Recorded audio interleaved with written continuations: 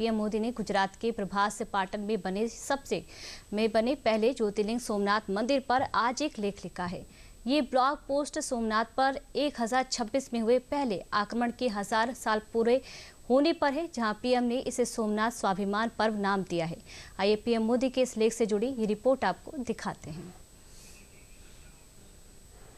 सोमनाथ पर हमले और फिर गुलामी के लंबे कालखंड के बावजूद आज मैं पूरे विश्वास के साथ और गर्व से ये कहना चाहता हूँ कि सोमनाथ की गाथा विध्वंस की कहानी नहीं है। ये पिछले 1000 साल से चली आ रही भारत माता की करोड़ों संतानों के स्वाभिमान की गाथा है। 1000 साल पहले गुजरात के तट पर जो कुछ हुआ उसकी गूंज आज भी इतिहास में दर्ज है। 1026 में सोमनाथ पर हुए उस भयानक आक्रमण के 2026 में ठीक 1000 साल पूरे हो रहे हैं। इसी वजह से सोमनाथ एक बार फिर देश में चर्चा का विषय है और चर्चा का केंद्र है। ये मौका भारत के सांस्कृतिक इतिहास में एक मील के पत्थर के तौर पर है, क्योंकि सोमनाथ पर हुए उस भयानक आक्रमण के 1000 साल पूरे होने का शोक का मौका नहीं, बल्कि उस विजय को याद करने का है कि कैसे लुटेरे आए और चले गए, पर हमारी आस्था का ये स्तंभ आज भी अडिग और मजबूत है।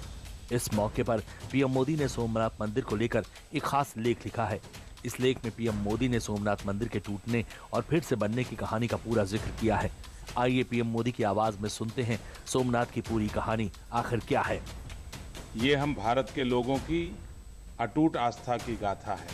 1026 में शुरू हुई मध्यकालीन बर्बरता ने आगे चलकर दूसरों को भी बार बार सोमनाथ पर आक्रमण करने के लिए प्रेरित किया। यह हमारे लोगों और हमारी संस्कृति को गुलाम बनाने का प्रयास था। लेकिन हर बार जब मंदिर पर आक्रमण हुआ तब हमारे पास ऐसे महान पुरुष और महिलाएं भी थीं जिन्होंने उसकी रक्षा के लिए खड़े होकर सर्वोच्च बलिदान दिया। पीएम मोदी 11 जनवरी को इसी पावन धरती पर सोमनाथ स्वाभिमान पर्व में शामिल होंगे, जिसके तहत 8 से 11 जनवरी तक यहाँ कई आध्यात्मिक और सामाजिक कार्यक्रम होंगे।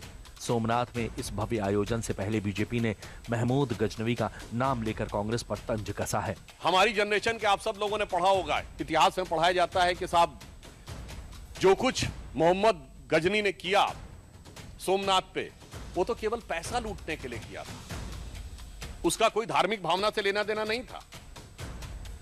और इतना ही नहीं, और इसका स्रोत कहां से आता है? पंडित जवाहरलाल नेहरू की डिस्कवरी ऑफ इंडिया। जो मूल एडिशन 1948 में छपा है उसमें 161 और बाद के एडिशन में 240 के आसपास आ जाता है, तो पेज नंबर वेरी कर सकता है, पर आप जाकर चेक कर सकते हैं। बहरहाल बीजेपी ने जवाहरलाल नेहरू की लिखी किताब के हवाले से कांग्रेस पर जो आरोप मढ़ा है, उससे सोमनाथ का मुद्दा आस्था और अध्यात्म के साथ सियासत का भी केंद्र बन गया है।